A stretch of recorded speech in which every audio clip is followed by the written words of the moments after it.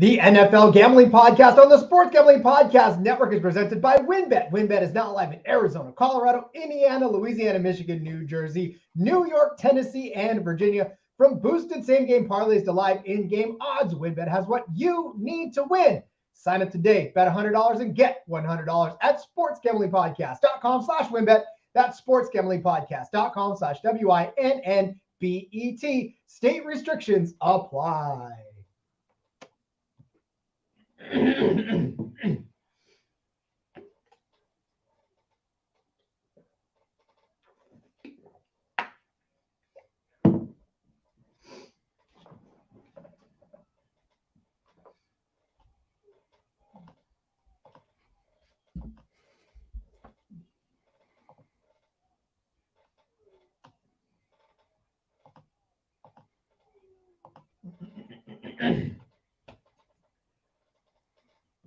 Welcome in, everybody, to another episode of the NFL Gambling Podcast here on the Sports Gambling Podcast Network. It's Monday. That means he's Ryan McIntyre.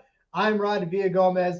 I'm flying high today. It is Victory Monday for me and my San Francisco 49ers as we dispatched of the hated Dallas Cowboys. In Ryan, what we were talking about offline is just nothing short of what we expected. Two tough, bitter rivals going at each other and literally leaving it all out on the field to the very last second of that game. Yes, no doubt. And I mean, no surprise that it was it hit the under well within, because those are two physical defenses, two elite front fours in the National Football League. So great win for your Niners. So glad I don't have to watch another week of the Dallas Cowboys. Yeah, it's always a good day. Always a good day. And you know our company stance on the Dallas Cowboys as well. I don't know. You might be able to go use Dallas Sucks on some of our auto spot just to see. I don't know if the promo code's still active, but it's been active for a while. So if you fancy yourself a promo code person, just go type in Dallas Sucks wherever you can and see if it still works. No doubt. Dallas sucks. Yeah. Got no argument here. All right. So listen, as we know, it was the divisional round of the NFL playoffs. As we now head to the conference championships, the four teams are set in nothing short of an entertaining weekend this weekend in football. And obviously it is the Monday show. So we are here to break it all down for you, as we always do, give you what the lines were, give you who covered, give you all that other good stuff. And then, Ryan brought it up to us before I hit record, and I think we're going to play a little game. We're going to try to figure out the Super Bowl. Obviously, we don't look ahead because we can't look 2 weeks ahead, but we kind of can. We can look ahead to the AFC NFC flag football game. No, I'm just kidding. We won't do that. But at the very least, we'll start looking ahead to the Super Bowl. Yeah. No, I agree with you. It's unfortunately, it's an exciting time of year with being down to the Final Four, but that also means at the same time that we are at the end of the road. Only 3 more NFL games. I don't count that Pro Bowl crap. Hey, Eli and Peyton count it, man. That's on them. They love them some flag football now. I've seen the trash talk leading up to it. Yeah, no doubt. It's that's their baby, I guess. But I'm more of a watching football when games actually matter. There's stuff at stake. And obviously a lot at stake in this upcoming weekend with 2 berths in the Super Bowl on the line. So we got a rematch in the AFC Championship, and then 2 familiar foes, the Niners and Eagles. Yeah, and it's not going to get. And in fact, I remember that game between the Niners and the Eagles when that season turned around for the Niners back in 93, 94, as they were heading into that Super Bowl. And yeah, they got embarrassed by the Eagles and their season turned around. So not that anybody on that field was probably even alive for that matchup, but or at the very least were probably like 2 or 3 when that happened. So they don't know that history. But I do. I remember that game.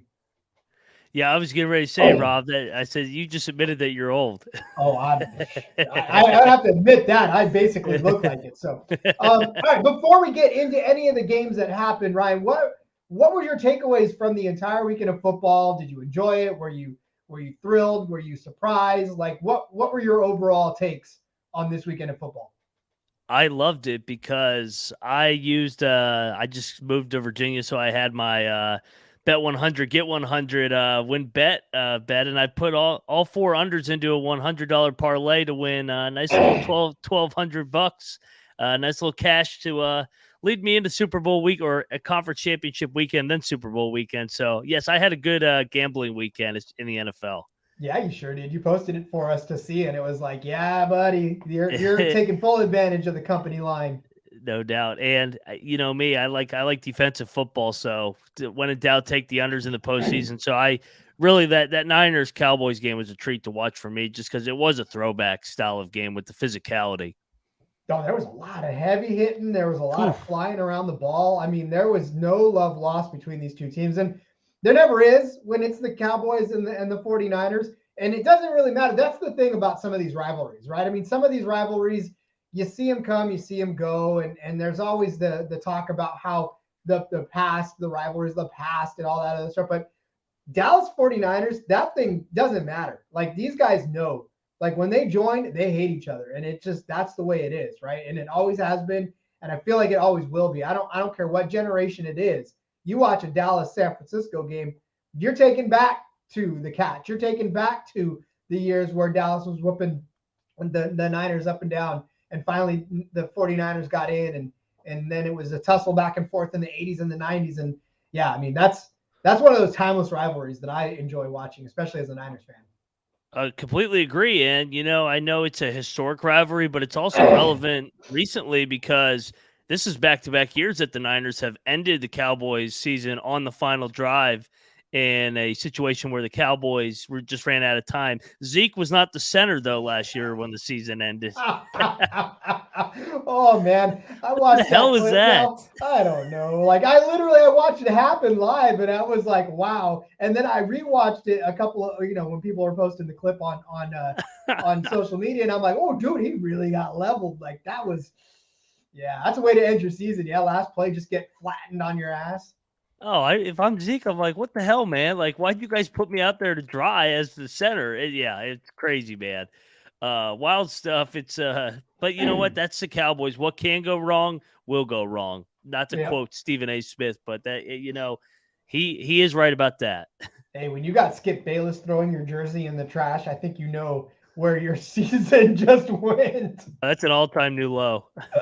All right, let's talk about some of those games. I mean, look, my takeaway from the weekend was just how highly entertaining all of it was, despite the Philly blowout. I feel like that game even still had its moments, but everything else was just right down to it. And it started with Kansas City, dare I say, hanging on for the win because they won 27-20. They didn't cover Kansas City, which my brother's a Kansas City fan, and he texted me and said, the one thing I do know is that KC will never cover. So, and we've talked about it over the course of the season too. 9.5 point favorites in some spots, 8.5, but doesn't matter. They won by just a touchdown. So if it was over a touchdown in your line, they didn't cover. So Jacksonville plus bettors were happy. And just like you pointed, it went into the under rather because the over was 51.5. So this game went under at 47. But look, here's the thing, man. Chiefs are still the best team. And I know the Jaguars gave them a run for their money, I say, but only because they scored 10 in the fourth. But even still, the Chiefs are better. And the Jaguars just caught them in a sleepwalk, I should probably say. I mean, Kansas City looked like they were basically just doing the bare minimum to win this game because any effort they exert this week, they had to save for next week. You know what I'm saying? Like it wasn't a look ahead game because you can never really look ahead in the playoffs. But by all accounts, this game was in the bag, right? You know what I'm saying?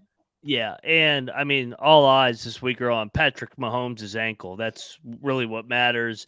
I mean, how good is the guy that he's playing on one leg, hobbling around, and he's still just taking the team up and down the field?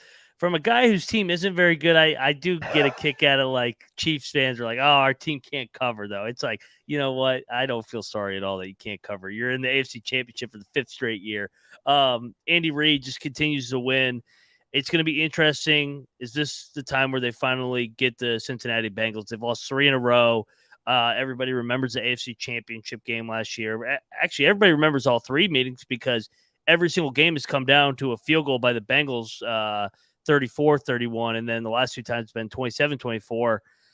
I think Mahomes will be ready to go. I worry a little bit about the ankle because you can get through it with the adrenaline, but it's once you get off your feet, the soreness comes into effect.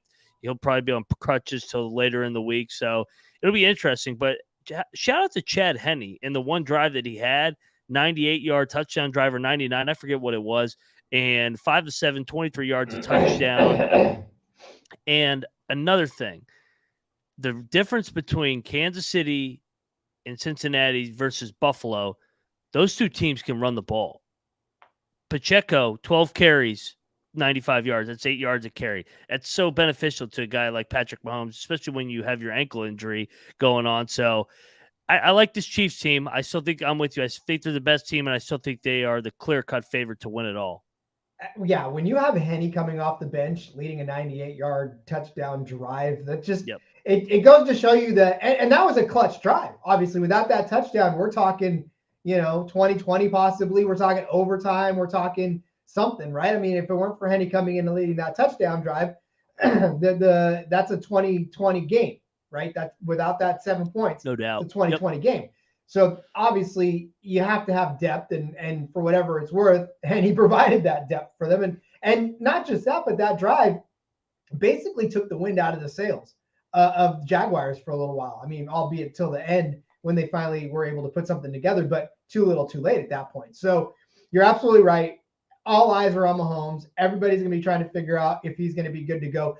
But I will say, I think it would take him not even being able to walk at all to keep him off of the field this week. Doubt. I mean, there's no doubt he plays if he can move. Because we even saw that on one foot, basically, Patrick Mahomes can still kick your ass. So it just kind of doesn't matter, right?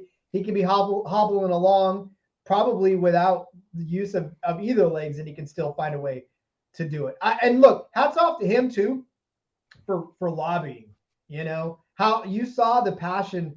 This is the difference to me, and I don't know anything from anything, but all I know is that when I see an impassioned player on the sidelines being passionate, there's a difference between a guy like Mahomes where he's saying, "Don't take me out. I want to play. I need to play," versus, and we'll talk about him in a couple of minutes, a guy like Stephon Diggs screaming at Josh Allen saying, "You're not targeting me enough." Yeah, no doubt. Everybody wants to play and everybody wants to make a contribution, but I don't know that I'm going to get a lot of heat for talking about Stephon Diggs and his passion like that. But I'm with you. I agree with you. And I also shout out to Andy Reid for having the balls to bench Mahomes. I mean, Mahomes is what? The MVP again. I forget how many MVPs he has now. I think it's 3 now, I believe. And Andy Reid, that's why Andy Reid is Andy Reid. He's got 20. He's the third coach ever to have 20 NFL playoff career victories. And he's an elite coach. He's an elite leader. And, I mean, there's no better guy to lead this football team because he didn't waver. He said, no, go to the locker room. A lot of coaches would have just catered to their guy. I mean, can you imagine if, like, Brandon Staley was in that situation? He would have just said, yeah, go play in a meaningless game and go get hurt. So it's, go inside. We'll regroup at halftime. We'll get that thing taped up and find a way. And we'll find a way to get it done without you for the time being because they did this 2 years ago, too, in the Cleveland game where Mahomes got knocked out. Henne had to come in, and they got it done in the divisional round. So, yeah, I'm with you. I think the Chiefs got this next one circled, man. I think they're going to be ready to go. They do, but let's not glance over the Jacksonville Jaguars and the effort they put forth. They did really make this game very interesting. Trevor Lawrence, 24-39, 217, a touchdown. Unfortunately, that interception. Travis Etienne looked good in spurts. I mean, the guy was ripping off some pretty good runs. 10 for 62, 19, and a touchdown was his longest. A 19-yarder was his longest. Had the touchdown. Zay Jones, 5 receptions, 83 yards on 7 targets. But by and large, that Jaguars defense too was giving Mahomes all he could handle, even when he was fully at full strength, and really kind of did lead to the injury, as it were, because they were putting pressure on Mahomes, and Mahomes was doing Mahomes things and finding ways to get the ball out of his hands. aka that one jump pass that announcers couldn't stop talking about. But again, if it weren't for the pressure that Jacksonville was putting on Patrick, he wouldn't have had to make those plays. Yeah, I agree with you, and I'm biased towards the Jags because in the preseason I was high on them. I said I think this could be a playoff team if everything broke right, and it started off horribly. I mean, they were 2-7, year one of Doug Peterson, and the main reason I liked them was because of the competent coaching with Peterson. I thought Lawrence could take another step, and for them to go from 2-7, and ever since losing that game at Arrowhead the first time, 27-17, ironically, basically the same score, is they just got better and better. This team is fun. Trevor Lawrence has taken a step and put him into the conversation of the better quarterbacks in the AFC. And I'm looking forward to seeing what happens next, man, because Doug Peterson's team in year number 2 in Philly went from about here all the way to the Super Bowl. So kind of a similar situation where it was Carson Wentz that year in Philly. I know everybody kills Carson Wentz now, but like once upon a time, Carson Wentz was pretty damn good that year before he got hurt. And that was because Doug Peterson, second year, just like Trevor Lawrence will be headed into. So, and the target's going to be on the Jaguars' back. So they go from the hunter to the hunted all of a sudden. So we'll see how it goes. I like this team, though. I'm pretty encouraged by the growth of what we've seen now. This is talked about this over the course of the season too, that all of these first round picks are starting to finally come into their own and gel. And now, you got a team to look out for, especially in this AFC South, where I think they can probably start winning this thing just full on over the course of the next few years. But how frustrating as a defense is it though to have Mahomes hobbled and still not be able to get him down on the ground? Not one sack for this Jacksonville Jaguars defense. Well, early on, I was like, man, Jacksonville's defensive line is getting a big push. They're bothering Mahomes. And Mahomes is just so damn good that he just evades the pressure, finds a way, jump throws. It's like a video game. The future is bright in Jacksonville. And they're definitely at peace. It's so nice when you could just sit there and go, you know what, we got our franchise quarterback. So as long as you got your franchise quarterback and he's healthy, they'll be in the mix, like you said, for the next 10 years. At least I can finally say that. With conviction. I mean, they've been saying it for a couple of years now, but this is the year where they can point to and say, you know what, this is the step up.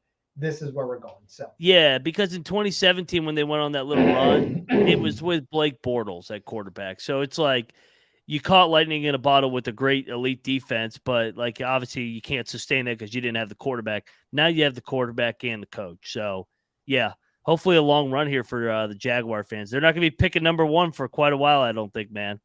No, they won't. At least for a good long one. They might as well start settling in to figure out what they're going to do with the later picks. They gotta figure out how to be a team that makes picks in the later rounds. All right, let's move on to the battle of the Sports Gambling Podcast Network hosts. Actually, just the Sports Gambling Podcast mothership hosts. It was the battle of Sean Green versus Ryan Kramer. Yeah, well, guess what? Stacking the money is stacking the green now. Philadelphia pulling away with a convincing 38-7 win over the Giants. This one wasn't even close. It doesn't matter where you got your spread. Was it 7, 7.5? I saw 10 out there somewhere. Doesn't matter. Giants did not cover, did not come anywhere near any sort of cover. And it was all Philadelphia all day long. Just a dominant performance. And I don't even know how much you have to analyze this. We kind of knew going in that Philly was going to win. It was just not. It was a question of by how much, not really if they were. So not if, but how much. And we got the answer. It was 31 points. Nowhere in this were the Giants competitive. Philly put up 28 in the first half alone, 14 in each of the first 2 quarters, and just kind of sailed on the rest of the way. So I guess my question to you, Ryan, is like, what can we even take away from this game other than it's going to be a crazy one against San Francisco next week? Yeah, I give the Eagles a lot of credit. They look like the team that was coming off to buy the number 1 seed. They just punched the Eagles in the mouth with 2 quick touchdowns to start going up 14-0. But the game plan for New York puzzled me because I thought to beat the Eagles, like you had seen it so far, who would beat the Eagles? Washington in New Orleans. And then I guess Dallas, I know Hurts wasn't there, but like teams that like schemed up a game plan to really bother Philly, they ran the ball, controlled the tempo, and kept that offense on the sideline. I don't get how Saquon Barkley only gets 9 carries. I get that they were down, but like you weren't going to throw the ball back into the game with Daniel Jones. That's not what Daniel Jones is. He's a game manager, and is not a knock on Daniel Jones. He had a terrific year, all things considered. I think we can all agree on that. But as great as Daboll was, I didn't understand the game plan of just not feeding Barkley early and often to see if you could just run the ball right down Philly's throat like Washington and New Orleans did, and even Houston did earlier in the year when they gave him fits on that Thursday night game. Well, 9 carries for 61 yards. I mean, obviously he was getting great yards per carry, Yeah. so it was not as if he wasn't doing anything with the ball when he got it. And even Daniel Jones, he only carried 6 times for 24 yards. One of the biggest things about Daniel Jones, they keep talking about his athleticism, his ability to run, and he only takes the ball 6 times for 24 yards as well. I mean, when Matt Breida gets in the end zone, you figure you're golden, but that only came in the third quarter. Well, yeah, and Barkley got a couple big chunk runs late, so it was like he only got about 5 carries in the part of the game where it mattered. And I don't know, man, that as great a coach as Daboll was this year, that was puzzling to me because I thought it was pretty clear on how to beat the Philadelphia Eagles or get not beat them. I mean, you still were going to have to get a little bit of luck, win the turnover battle. But the only way that this team had a chance because of the talent discrepancy was they had to run the ball early and often and be effective in moving the chains and sustaining drives. Yeah. I mean, I don't know. So I guess now really, is there a future for the Giants that they could come back and play again in the playoffs next year? Or are we looking at rebuilds all around?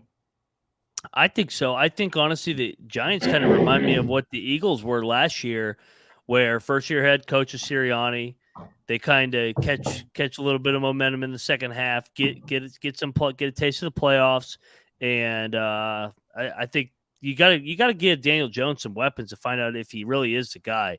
I see people saying that he's not the guy. I don't know if he's the guy or not because who is their best receiver this year? A, they were all injured. B, there wasn't any really talent around him, but they were pulling up practice squad players. So I think you gotta give Daniel Jones a realistic shot like the Eagles did, trading for an AJ Brown, drafting a Devontae Smith.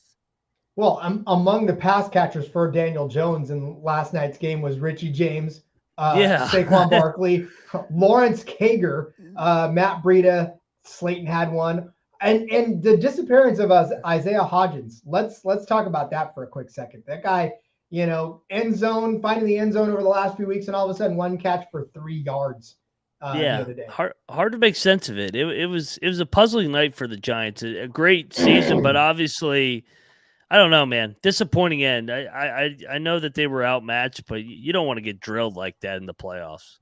No.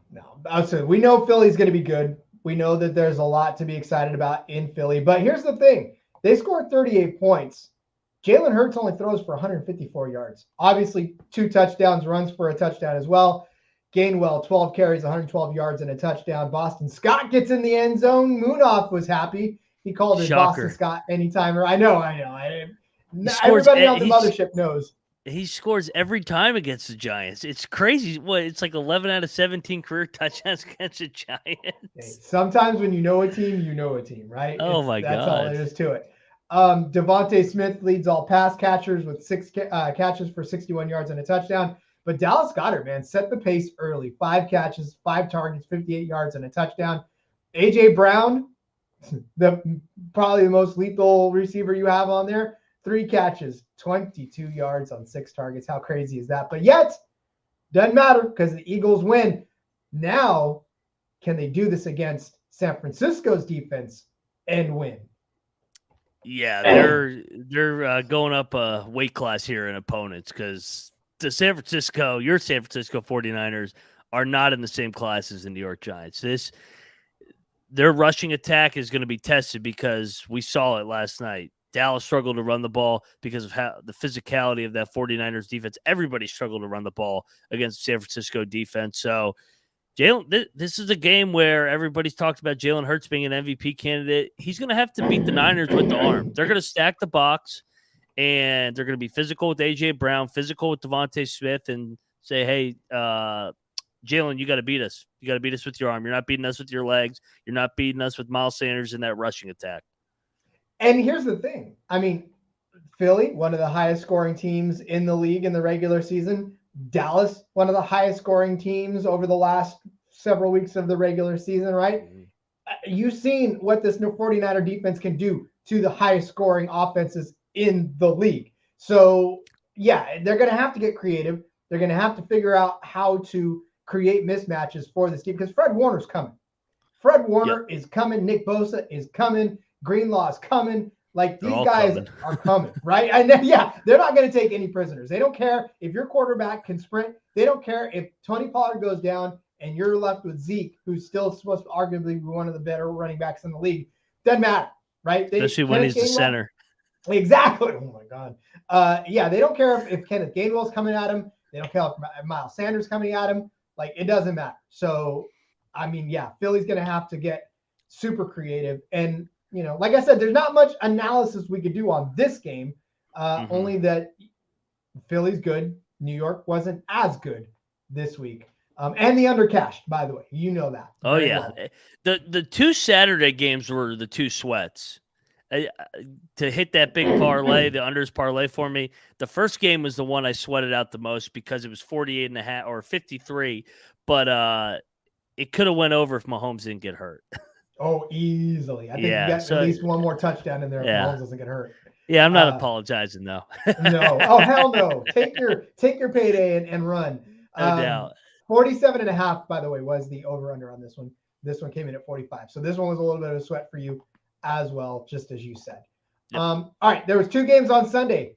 We'll come back after the break and break those down for you. But before we do, let's tell you about WynnBET. WynnBET's the official online sportsbook of the Sports Gambling Podcast Network. WynnBET is active in a bunch of states, and there's tons of ways to win, including live betting and same-game parlays. The NFL playoffs, we've been talking about them for the last 20 minutes. They're here. They're happening next week. They'll continue on. You get great odds, great promos, great payouts, all happening right now at WynnBET. Just ask Ryan. He just won because of that. Are you ready to play? No doubt. Of course you are. Sign up today. Get that special offer. Bet $100 and get $100. Of course, limited to state availability. And of course, if you hit the biggest long shot parlay of the week, you get a $1,000 free credit. So much to choose from. Win money like Brian. All you got to do, like Ryan, head over to sportsgamblingpodcast.com/WynnBET so they know that we sent you. That's sportsgamblingpodcast.com/WYNNBET. Offer subject to change, terms, conditions, WynnBET.com. Speak 21 or older and present. Say play through WynnBET is available. If you or somebody knows a gambling problem, call 1-800-522-4700. Go ahead. Oh yeah, I didn't know if you were acknowledging me, but I do want to shout out WynnBET too, because I don't know if everybody noticed when I tweeted that out, there were juice on all those -108. Every other book is -110, -115. So shout out to WynnBET for looking after their customers. You guys are the best, and I'm happy that I won with you guys. I was going to say, you're happy because you won. No doubt. I love it. All right, so Sunday began with the snowiest game I've seen in a while. It was the Cincinnati Bengals in Buffalo taking on the Buffalo Bills. I mean, stop me if you've heard this one before. Cincinnati leaves a snowy field with a win. That's basically what happens. 27-10 over the Buffalo Bills. Obviously, the under hits on this one. Over-under was 48. Buffalo was 5.5-point favorites, 4-point favorites, kind of depended on where you got it. But I saw it as high as 6. Doesn't matter. It was Cincinnati covering on this one. A lot of things to break down here, especially given the fact that we just watched probably one of the most anemic performances out of the Buffalo Bills that we've seen all season long. Josh Allen still throws for 265, but no touchdowns. Completes 25 passes, throws an interception. He is the leading rusher, Josh Allen. And I don't know how many times I've said this on this show, but you can't have the quarterback as the leading rusher and expect to win every single week. Josh Allen, 8 carries, 26 yards. He did get in the end zone, So knock that. But surprisingly, Dawson Knox, the leading receiver on that team, 5 catches on 7 targets, 65 yards, no touchdowns. What's more surprising, Ryan, that Josh Allen did not throw for a single touchdown, or that he did not have, I guess, a bigger rushing game, considering the weather? I would probably say the rushing attack, because we talk about it every week that Buffalo, them not being able to run the ball without Josh Allen, they just depend on him way too much. Like Singletary and Cook are solid backs, but they just don't run the ball with them. And I thought the biggest thing that was a surprise is I picked Buffalo. I thought Buffalo, this is a good spot. And not just because of the narrative of Hamlin being in the stands. I thought that they would be able to get really good pressure on Burrow throughout the game.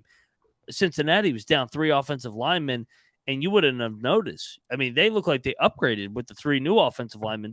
Joe Mixon ran 20 carries, 105. Samaje Perine, 7 carries, 33 yards. He probably would have went for 100 if he got some more carries.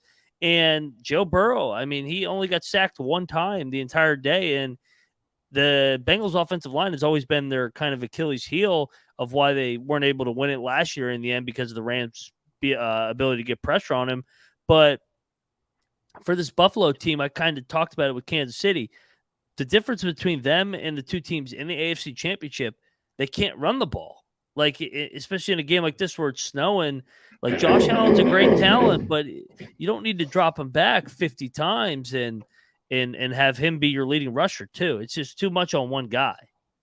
Well, and more than that, I feel like when Cincinnati jumped off to that 14-0 lead, that was it. I mean, that was basically the Bills sort of, you just saw it in their eyes. You saw it in the play. You saw it in, there was very little fire after that. And it's surprising because this team was still fired up, but I don't know what it was about it. But when they went down 2 touchdowns, I almost just saw the fight kind of leave that team.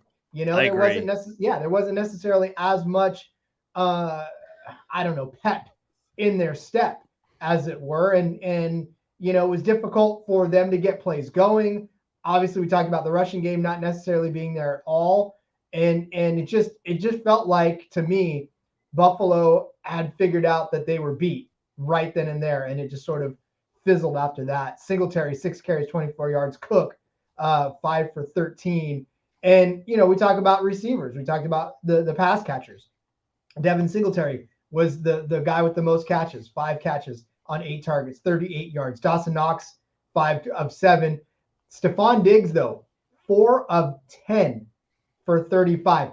This is where I want to touch on for a second. Obviously, Cole Beasley kind of factored into the mix as well. But for Stephon Diggs, on a 10-target day, more often than not, Stephon Diggs is coming down with 7 of those, right? At least 6 of those for big yardage. Now, I saw him on the sideline, right? You've seen this clip of him throwing his arms out to Josh Allen and pleading his case for more. How much more, though, can you give a guy 10 looks? They weren't all bad. I mean, it wasn't as if all 10 of those were not catchable. You've got, as a receiver, if you're getting 10 targets, that's the most targets on the team by a landslide, basically, and you're the one getting the most looks, but you only come down with 4 for 35. Where's the responsibility in that? That's what I want to know. Yeah. Diggs is a great talent, but we've seen it sometimes with some of these diva wide receivers. It's hard to win with them. It's in the playoffs because there's just so much other areas of the game that are more important than just a wide receiver. I mean, offensive line, defensive line. And it's just, I don't know, man. Diggs has underperformed in the last 2 postseasons now. Gabe Davis has been the more productive wide receiver in the playoffs recently. But something's not right there in Buffalo with Josh Allen, Stephon Diggs, the coaching staff. I don't know what it is, but they need to look at themselves hard in the mirror this offseason because they underperformed. This was a failure of a season, unfortunately. I know they had the tragedy a couple weeks ago, and they had a lot of injury, Von Miller, but you had the best roster in football going into the year. Nobody was arguing that. You were the prohibited favorites going into the year, going into the playoffs, even going into yesterday. Everybody still was on Buffalo. I mean, you're laying 5 at home and you get beat by 17. That's unacceptable in front of your home fans. Yeah. Oh, yeah. And they were none too happy. I mean, and I get weather conditions play a factor, sure, but that's your home. Like that's your home weather. Like that's supposed you play to be in Buffalo. You play in Buffalo. We kept saying Buffalo needs home field advantage. I think they can get over the hump. Well, they got home field, or they didn't get home field throughout the whole playoffs, but they didn't even get to the AFC title game just because they got trounced by Cincinnati. Yeah, I mean, again, it's just they gotta look deep at really what the disconnect is, because you can go through the season, being 14-4, but once you get into the playoffs, it's just a completely different story. You have to perform. Yeah. Ask Dallas. I mean, they finally made it past the first round for the first time in several years. That's not good enough for Dallas fans. They got to make it all the way, because making it past the first round, yay, but now you gotta keep going. Right? Buffalo's the same way. You got to keep going. Yeah, and I mean, you look at, they should have lost last week to Skylar Thompson, you could argue, which was kind of a red flag. But I mean, so did Cincinnati. They kind of sleptwalked through that Ravens game. But on a positive note, how good is Joe Burrow? Mm-hmm. Oh my God, all that guy does is win. Well, and the way that he does it too, and I don't know. Again, you see all these young quarterbacks, right? You see the ones that come in and the game just explodes around them and they don't look comfortable, right? They just look like they're still trying to grasp the concept. Joe Burrow doesn't have that. He's got the swagger of being able to go in there and say, I know what to do. I've got this. This is something it's not a foreign concept. Yes, the speed of the game is different, but it's still football. And anytime you watch Joe Burrow play, that's exactly what's going on around him. Like it doesn't confuse him. He doesn't look confused. He looks confident in just about everything he does. Hell, even when he throws interceptions, which is a very rare occurrence, it still looks like he meant to do it. 23 rather of 36, 242, 2 touchdowns was the day for Joe Burrow. But I think more impressive was the way he was able to find, especially that first touchdown to Jamar Chase, where he just sort of, I mean, it was like a video game. Like it was like he was just moving his joystick up and finding the open part of the field and then throwing to Jamar, right? That's what it looked like to me. I saw the same thing. The moment's just not too big for him. No moment's too big for him. He's a badass. I mean, he's a winner. He won at LSU. He took the Bengals to the Super Bowl in his second year, and now he's got a chance in his third year to get back. So, guy's just a flat out winner. It also helps to have guys like Jamar Chase, T. Higgins, Tyler Boyd, Hayden Hurst. I mean, he's got some good weapons too, and a running game with Mixon and Pirine. See, and that's the thing. I think the running game was the huge difference in this, obviously, because Cincinnati was able to do what Buffalo should have been able to do to them, right? I mean, Mixon rips off 105 yards on 20 carries and that touchdown, and again, it was 20 carries. See, this is what we're talking about, where Saquon, that should have been Saquon's line: 20 carries, 105 and 60, and a touchdown, right? Yes, get all this passing crap out. Run the ball, baby. Run the damn ball. Run the damn ball. And of course, that's the weather dictates. Run the damn ball, right? If you can control the ball and control the line of scrimmage, that's exactly what you're going to do. So, yeah, I mean, look, to me, the Cincinnati fans have something to feel good about. And I got to tell you right now, if I'm Kansas City, you better hope that Mahomes is 100%, because if he's not, Cincinnati's going to take him big. Yeah, Cincinnati might win even if Mahomes was 100%, but now that Mahomes is hurt, it makes it even that much tougher. But look, we'll preview this one later in the week as we get more information, intel on Mahomes' status and others in this game. So it'll be interesting. Maybe the Chiefs can do a better job of exploiting the Bengals' offensive line injuries better than Buffalo, at least. We'll see. We'll see if Clark can get after it. 48.5 was the over-under, or 48 rather, depending on where you were. That did not touch it, as Ryan can attest. All right, let's move on to the finale of the divisional round of the playoffs. The San Francisco 49ers at home in Santa Clara, taking on the hated Dallas Cowboys. San Francisco pulls off a 19-12 win on what was Brock Purdy's probably worst performance of his young career. And I say worst because obviously he threw no touchdowns. He was 19 of 29, 214, but he didn't need to. I mean, obviously this was a game in which we just had such fantastic defense that it was giving Dallas fits all game long. And it was a close one. I mean, obviously going up at the half 9-6 was kind of a big deal. And being able to hold Dallas to only 6 points in the second half was even a bigger deal. But the thing of it is, right, and this is true across all of football, and this is probably, you could go back to Buffalo and sort of argue this as well. You got to win ugly ones. You have to win ugly games in the NFL because not every game is going to be a 38-7 blowout of your opponent. These are all professional football players, and every single one of them have the capability of turning in fantastic performances. And so you have to be able to, as a player, as a team, as an organization, win a 19-12 game in the playoffs to prove that you can win in those games, right? That's the difference between a Buffalo. That's the difference between Dallas and Cowboys and Cincinnati. They've proven that they can win in the ugly games, and they've proven that they can win no matter what the circumstances are. So to me, I fear this Niners team coming into Philadelphia because they already know that they can win in a game where they punch each other in the mouth for 60 straight minutes, right? And that's the kind of game that they're probably going to end up playing against Philadelphia because that's the kind of game they play with about everybody, right? So, yeah, that's what I'm looking forward to in this matchup. No doubt. And I think this was a great win for the Niners. Like you said, they didn't play their best football. Brock Purdy, the moment seemed a little big for him at times early on, a little bit of jitters, but I mean, that's expected. He's a rookie.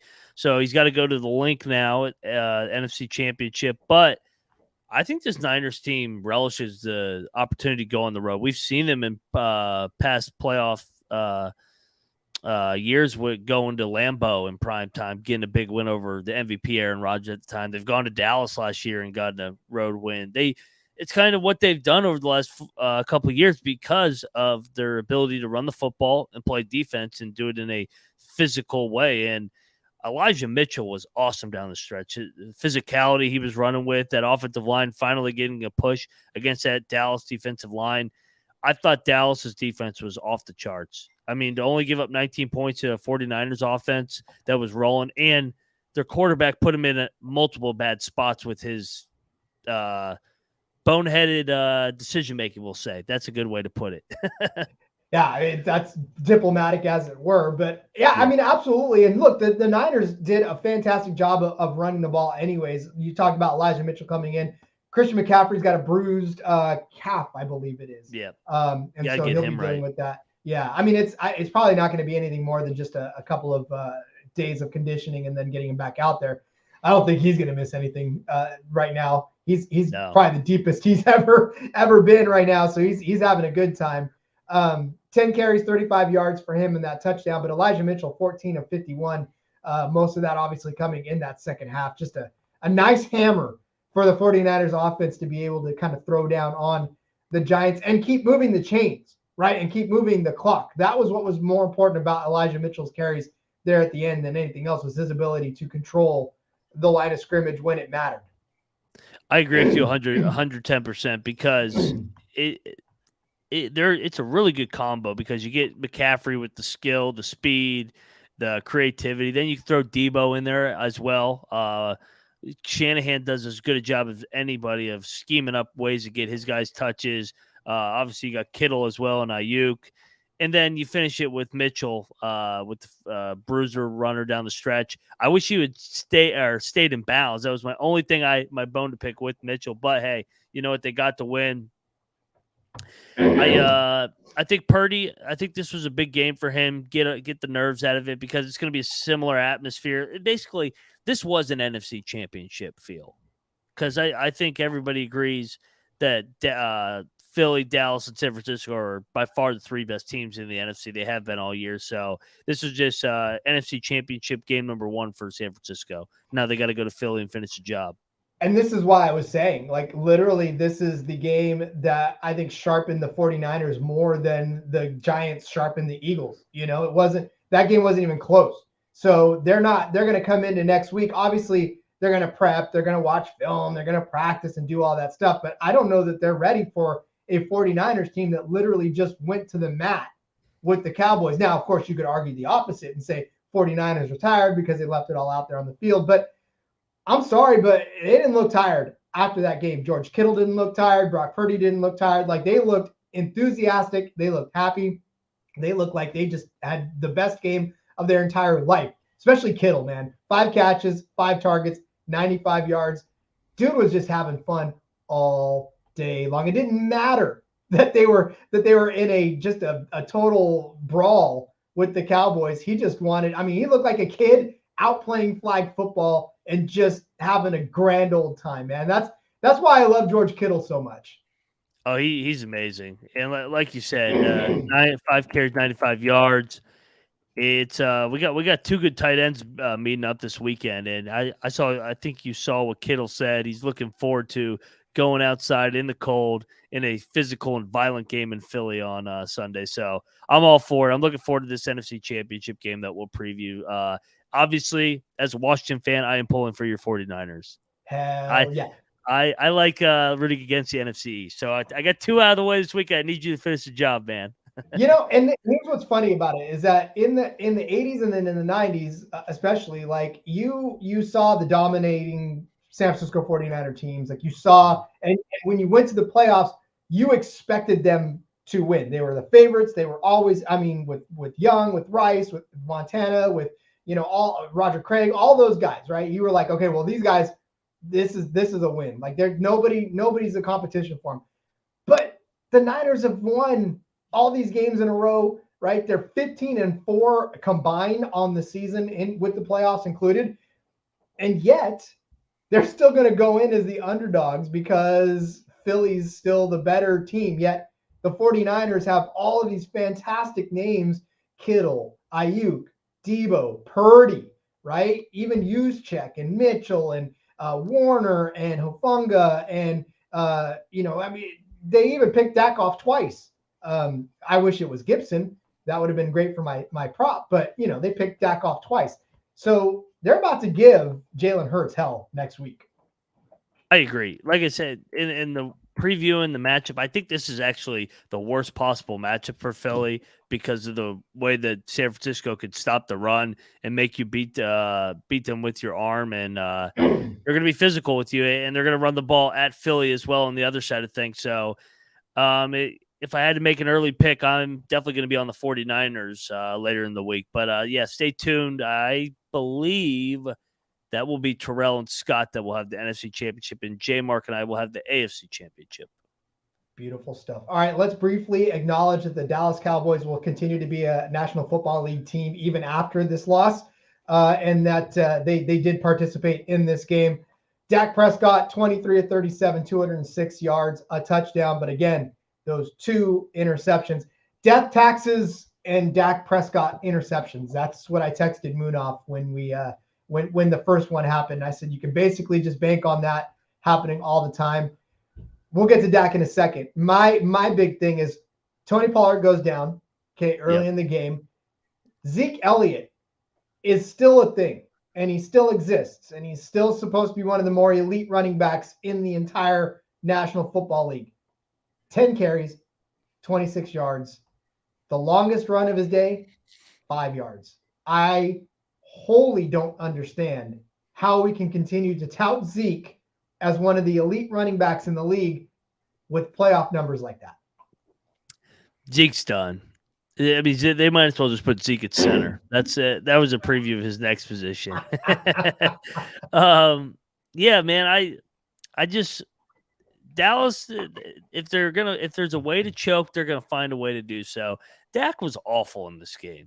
I mean, it's a shame if you are a Cowboys fan, because your defense played at a championship level. CeeDee Lamb was good. But Pollard would have been good, I think, if he didn't get hurt. But that interception Dak threw in the first half, what are you looking at? How are you late? I mean, you've been in the league now. What year is he in? 7, 6, 7 now? Yeah, around there. And how are you late with the ball to the sideline on a hitch? And I mean, it wasn't even close either. And then late in the game, or the one that just first of all, they couldn't kick field goals again because Maher luckily got his kick blocked because that thing was going to go so far wide left. I think it was going to go out of the stadium. Um, but I mean, it's just like the Dak just misses on a throw as well. It gets picked, kills a drive. They should have went in 9-6. And then he should have been picked off late. Pick 6 that got dropped. It was like he only had 2 picks. He could have had 5. He was atrocious in this game. Yeah, it definitely was not his shining moment for sure. Yeah. But you talked about the defense, and the defense, yeah, absolutely great. 2 sacks on the day for them, which for Brock Purdy, that's pretty good to be able to get to Brock a couple of times. He had 3 passes defended between Micah Parsons, Deron Ballard, and Anthony Barr. But, again, the long and the short of it is this. Obviously, CeeDee Lamb. But here's the thing, right? We talked about Stephon Diggs. CeeDee Lamb played in arguably a worse environment than did Stephon Diggs. CeeDee Lamb still managed to come up with 10 of his 13 targets for 117 yards. Right? I mean, again, in his quarterback playing ridiculously bad, he still had 10 catches. And 10 of 13. So translate that to 10 targets, that's 7 of 10. I mean, you still could add 7 of 10 for 80, for 85, maybe even for 90. So this is why you separate yourself from the CeeDee Lambs when you're still catching 10 of your quarterback's terrible passes for 170. Because he bailed him out a couple of times. No doubt. No doubt. Yeah, no, he bailed out Dak multiple times. And you know what? Back to Dak to keep crushing Dak because I enjoy because Cowboys fans always want to make excuses for this guy. He's Kirk Cousins. That's who he is. He chokes in the biggest moments, but everybody likes to kill Kirk, and everybody seems to always give Dak a pass. This one's on Dak. There's no other way, and McCarthy as well. Jerry's keeping him, so it'll be another season of mediocrity for Dallas next year. Looking forward to talking their exit next year at this time as well. Well, we talk about ball control. The Niners had 21 first downs. Dallas only had 15 first downs on the day, so definitely not. And look, the Dallas special teams was doing their best to do it too. Kavontae Turpin was just, once again, almost broke one out. So if he would have done that, we might have been talking about a different game as well. It's just insane. But I don't care. The way that it ended is the way that I wanted it to end. Again, San Francisco 19, Dallas 12. San Francisco moving on to take on Philadelphia. This one way, way, way under. There was no doubt that the under was in play here. 46.5 was the over-under. Obviously, we came in at 31, so no sweat there for Ryan, who knew he was going to cash his tickets well into the third quarter. No doubt. So, all right. Listen, so here's what we're going to do. We're doing conference championship look-aheads, but I think we're doing Super Bowl really look-aheads, right? We're kind of predicting who we think we're going to get to the Super Bowl and what we think the lines are going to be. So I'll start with you, AFC. What is your Super Bowl pick to move on from the AFC? I struggle with this game, but I'm going to go Kansas City ultimately gets it done this time around, and they find a way to avenge their 3 losses, avenge the AFC title game.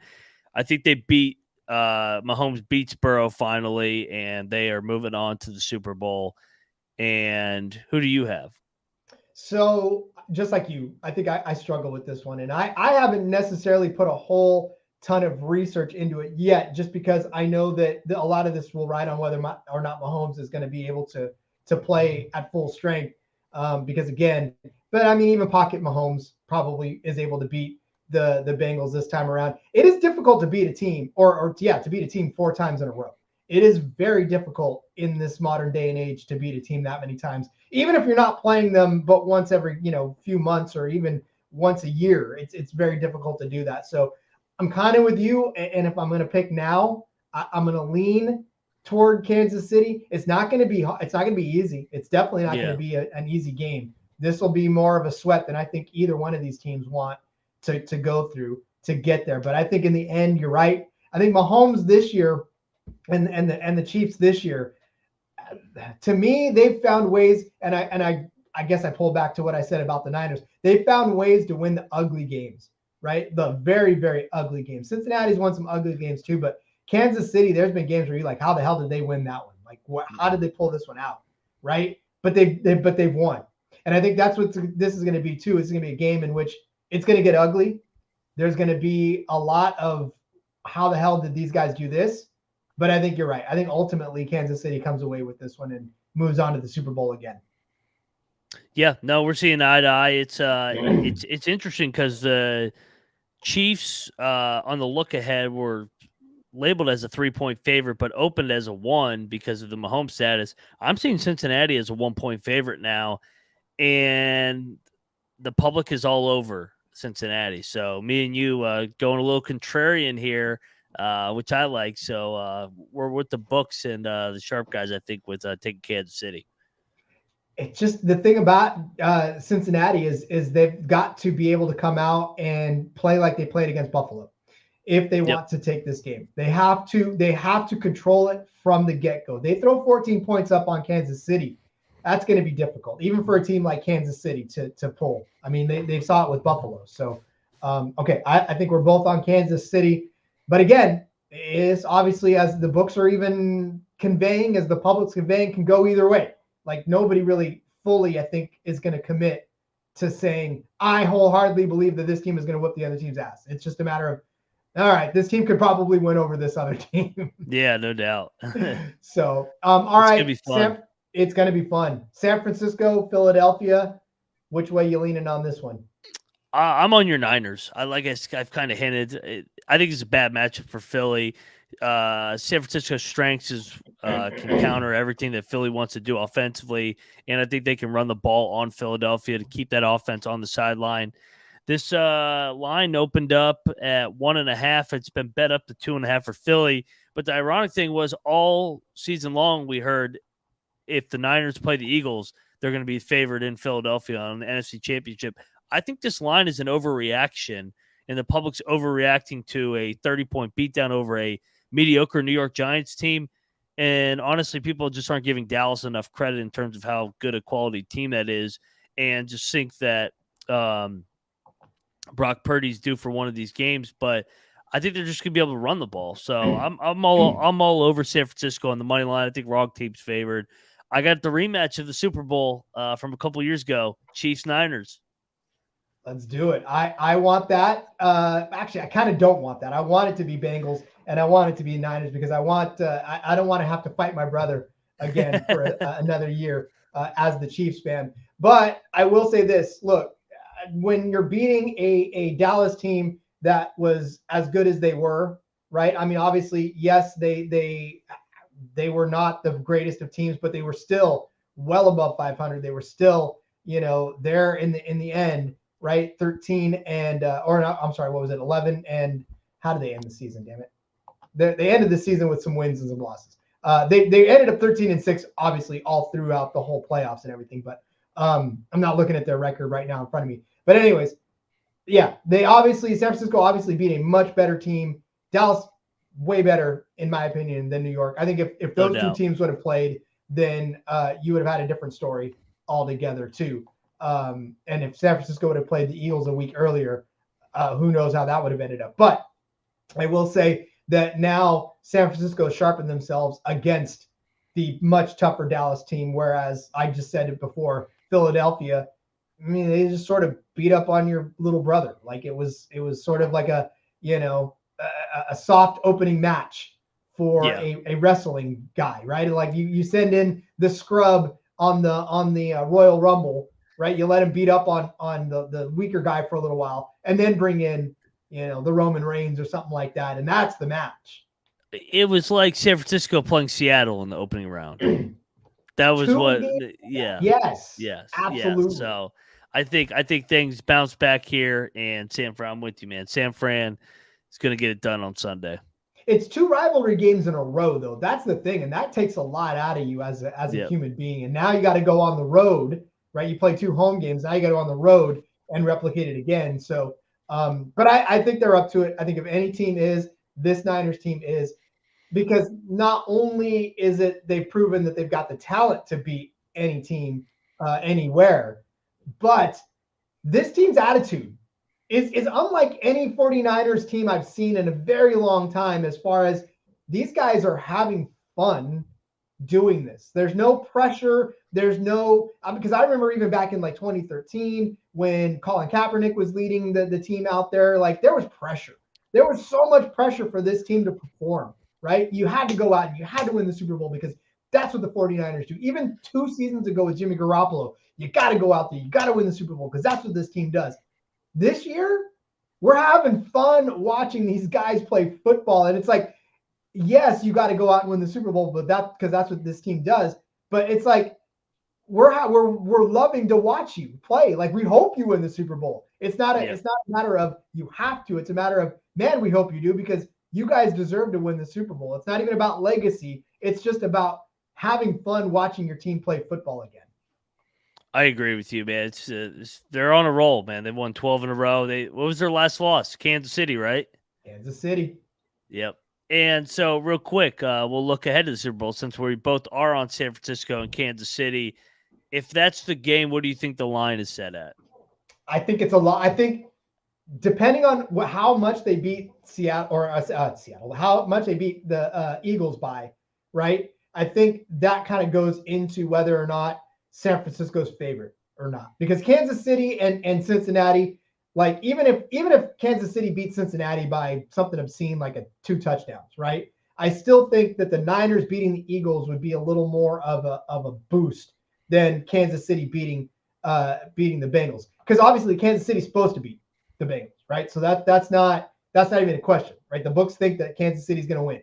So, and we'll see what the public does later, but for the Niners to beat the Eagles as the underdogs, that probably tightens up the gap. So I'm seeing, like, if the Niners are underdogs going into Kansas City, I say it's by 2, maybe 2.5.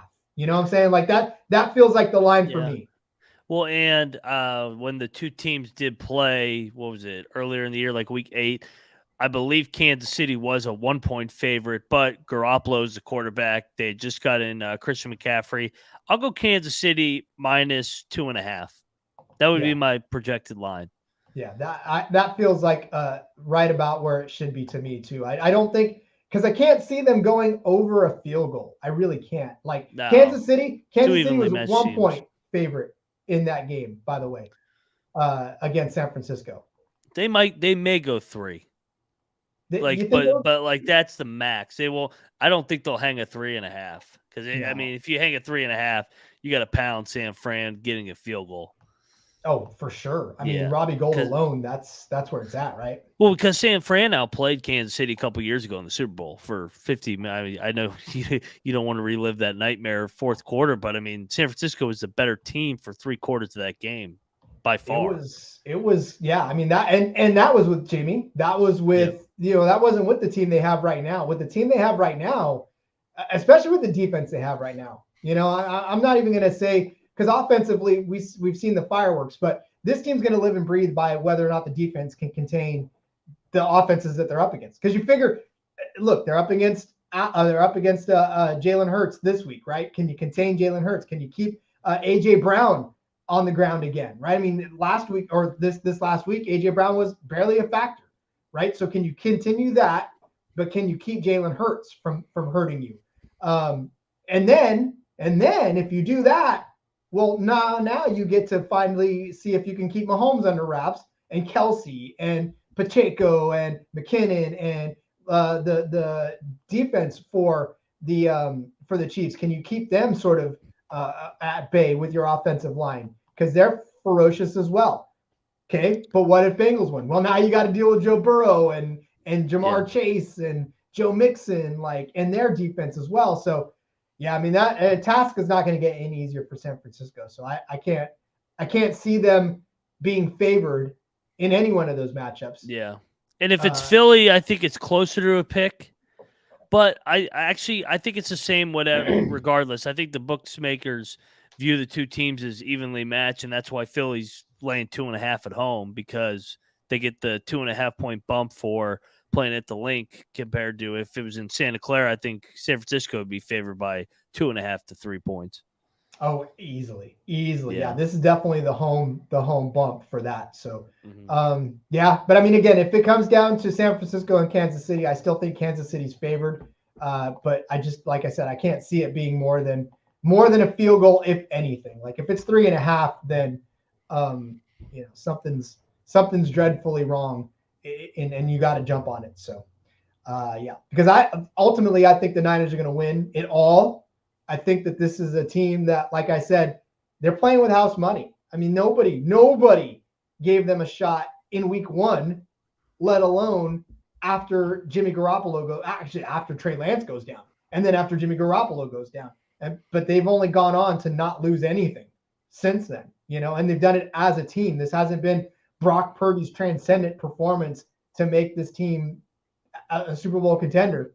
This is literally every single player on that team coming together and playing their game and playing to their best ability to make it happen. Is Brock Purdy a part of that? Absolutely. But you got guys like Fred Warner on the other side of the ball, Havunga on the other side of the ball, Gibson, and all these guys making contributions, along with Kittle and McCaffrey and Mitchell and Debo and Ayuk, and Jawan Jennings when he makes clutch catches. So this is a complete team as we've ever seen, I think. No doubt. I'm with you. Beautiful stuff. Let's go. All right, let's go Niners. I love it. I want to be back here on Monday with another Victory Monday. Super Bowl Monday. Let's go. But all right. Well, Ryan, I believe we have exhausted every possible topic for today. So all that's left to do is just say goodbye and hope for a better outcome, or hope for another good outcome, as we should say, next weekend, and talking about some fantastic Super Bowl stuff. Yeah, and I'm going to be on the unders again this weekend, I think. I think I'm going to run it back. I think these 4 teams know each other so well, especially with Cincinnati and Kansas City playing as much as they did or have over the last couple of years, and then just physicality of San Francisco and Philadelphia. Yeah, I think that's a good idea too. Only because again, and who knows at Kansas cold City, weather. These guys Yeah. in cold weather, absolutely. That's kind of what it is. Well, over under for the San Francisco game is 45.5, and over under for Cincinnati is at 47 or 46.5, depending on where you find it. So that's where we're living right there. Yeah, we'll go 24-21 Niners. Keep it under there, and then we'll go 24-21 Chiefs. 2 24-21s. Keep it under. Tell you what, man, why don't we hit the exacta? Just put the exact score in WinBet and go for that. Bang, let's go. Beautiful. All right, Ryan, let's go ahead and wrap this up. Why don't you tell everybody where they can find you on social media? Yeah, you guys can find me at Moneyline_Mac, obviously in the Discord as well. Follow me on Twitter, placing some bets all the time. Hopefully you get in on some unders with me this weekend. First half, first quarter game, whatever floats your boat, man. And we'll be giving out some props later in the week and previewing the NFC and AFC Championship on the NFL Gambling Podcast with a bunch of different characters. That's right. Drinks on Ryan this weekend because he's flushed. Just kidding. Follow me on Twitter at RJ Villagomez. Link in the bio. Everything I got going on, whether it's here, whether it's Sportsbook Review, whether it is in between media, it's all right there for you. Got some NASCAR coming out later this week. 100th episode. Fun stuff coming up in that NASCAR Gambling Podcast. Make sure to get down on that because football season is about to end, but racing season is about to start. All right, everybody. Till next week, I will see you again. Ryan will see you later in the week for the AFC preview. But until then, let's have a good weekend and let it ride.